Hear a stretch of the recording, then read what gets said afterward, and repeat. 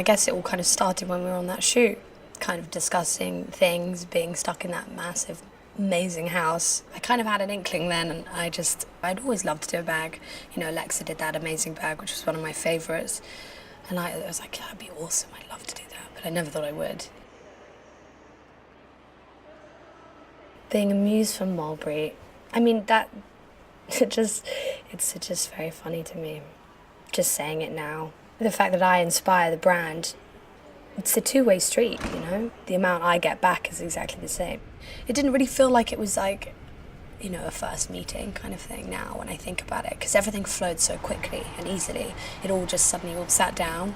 We all have a common interest. We all here for one reason. To like a cottage on a weekend and all sitting down by a fire and talking, but we weren't. We were in the offices, you know. It didn't matter where we were. It was just all of our kind of brains were in sync and it all just worked.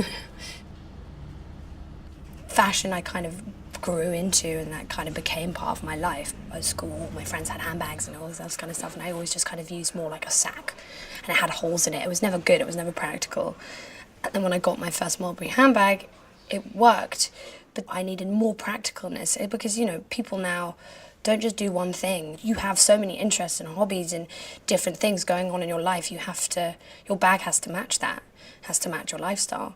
So it was kind of trying to find how many things we could do to make that bag practical. My favourite moment of the creative process was seeing the first mock-up of the bag. I was so blown away. How quickly it happened and how something in my mind had just suddenly come to life so quickly. It was kind of insane. How well it was done. I like to be comfortable and I like to be practical, but I do love to be elegant and I do love to dress up.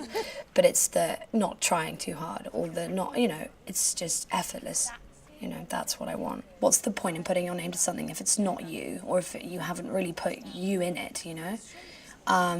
So I felt like I really needed to, if people are going to buy something which has my name on it or something, that it's got to, you know, I love my tattoos. It's something that's me, so I had to kind of, it's like, you know, secret, it's like a, you know, the kind of secret thing, which you can kind of go, oh yeah, I know, she's got that, oh yeah, that heart on the lion, or, you know, something like that, made in England. Coming into this and knowing that it was Mulberry, I knew it wasn't going to be a half-hearted process, you know. Mulberry are not that kind of company. I knew that this is going to be a partnership. You know, it was going to be proper, and that I would get to be able to see this. The fact that it all comes from here and it's a British company and heritage is just amazing. It's so rare. I love the countryside. I do. I love London because I grew up in London, but I went to school in the country and there was nothing like it. You know, baking bread, rearing sheep, building fences, you know, running around the forest. Everyone needs a practical bag. I think that translates across the world. The fact that we've made this and it's going to travel around the world, it's pretty insane.